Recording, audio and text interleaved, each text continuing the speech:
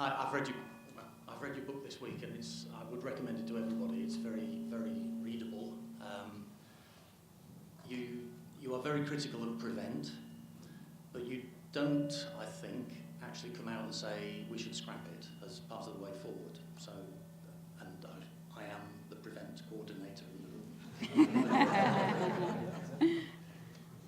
So what I say about Prevent, you're absolutely right. So what I say about Prevent first started in 2000. Prevent, for those who aren't anoraks like us, is basically a quarter of the counter-terrorism strategy. So Contest, which is the counter-terrorism strategy, has 4 components to it, which includes preparing for a terrorist attack, pursuing terrorists, and of one of them is this concept of preventing people going into terrorism.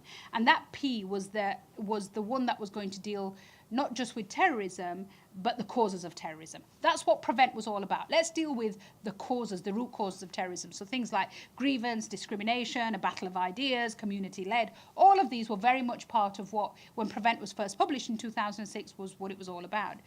If you look at the various iterations of Prevent, and I do them in this book, they change. The emphasis of what it's about changes.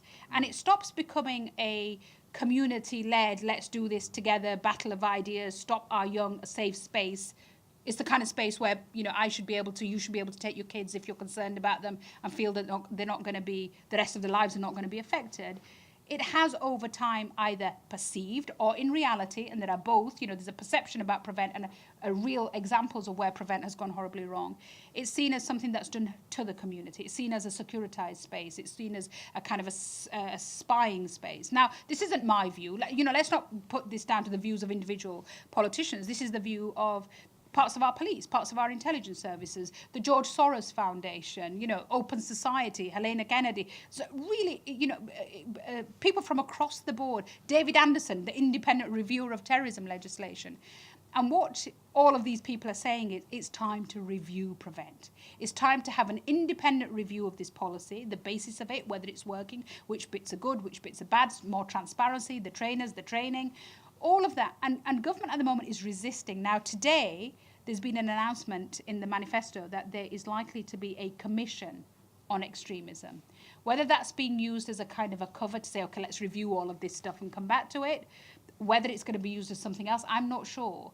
But interestingly, the Institute for Government today were you know, saying to me, do you think this is what it's going to be? Is this the review that we've been asking, you know, you've been asking for, amongst others? So I genuinely believe that if we, you know, if large sections of the community that you're trying to influence are saying hate this, it's clearly not it's clearly not working. The brand is broken. There's something about it that needs to be fixed. And I think that for government just say no, it's working and let's just double down on it is not going to be the answer. Okay. Yes, at the back.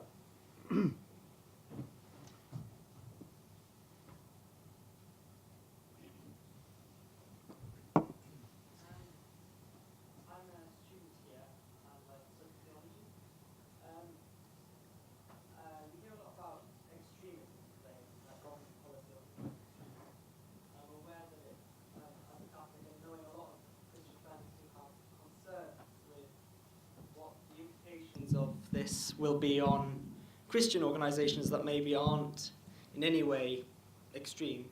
What would you define as your term of extremism? And I know you've mentioned it in your book, I haven't read it unfortunately, but I will get a chance to soon, hopefully. How can the government ensure that groups that aren't doing anything that's extreme in a sense not be labelled as being extremist? Okay. So the definition of extremism we have been arguing about for 15 years. And we've gone round and round a circle. You know, Michael Gove and I made a kind of an ongoing debate about this. He had one view of what was extreme, which was what Michael didn't believe in at that moment in time was extreme.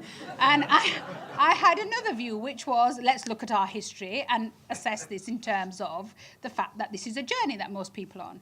And so, you know, let's take, for example, homosexuality. You know, religious leaders who have certain views about homosexuality are extreme. Yes, well, you know, let's go back to the Thatcher Manifesto of the 80s. You know, we defined family values as Section 28. We now define family values in the Tory party as equal marriage. We've been on a journey. And therefore, let's not kind of say, we've arrived at Destination X. Destination X is the best place to be for everybody. And anybody who's not at Destination X is an extremist.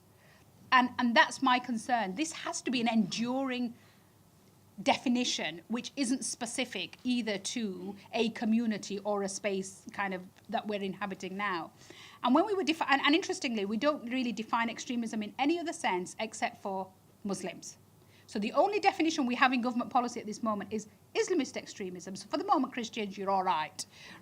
So, and when we were defining Islamist extremism, we went round and round the houses about what it meant. And, you know, my friend Michael had a fantastic kind of definition that he gave, which amongst other things, he said, was people who were inspired by the teachings of Sayyid Qutb. Now, most of you will think, yeah, we all know who Sayyid Qutb is, not the guy next door. Sayyid Qutb was a, you know, I'm not going to go into the politics of it, but you can Google him. So I decided to go and do a poll of young people and said to them, do you know who Sayyid Qutb is? And the three answers I got back was, is he a rapper? Is he a cricketer? Sayyid who? And so here we have a government policy which defines extremism on the teachings of X, and nobody knows who X is, by the way. And again, this is the kind of issue, and then this was questioned in the House, actually by a Northern Irish Member of Parliament, who said, you know, we're concerned about Prevent and where it's going. And he said in the House, and I quote it in here, he says, he had been told by a minister, oh, don't worry about it, it's not you lot we're after. And we don't, oh, by the way, we don't apply Prevent in Northern Ireland. It's a great policy, but it's not good enough for Northern Ireland. And so therefore, what I kind of, and then we had various moments where you'd have realized we went after extremism within religious institutions. And then we said, oh, no, but we don't mean Sunday school. And I remember saying to David, look, you can't make policy which is community specific. If you talk about British values, we have to say this is the value we're preserving, and we're preserving that value across the board. You can't say we really don't like imams who don't like homosexuality, but if you're a priest who has certain views on homosexuality, you're all right. Because that is the first step towards saying, and then at the same time, you can't say, and you Muslims, stop moaning about being treated differently, because I know he's treating you differently, but will you stop moaning about being treated differently? You know, we kind of start to feed this grievance. So my argument to him was, first of all, understand faith.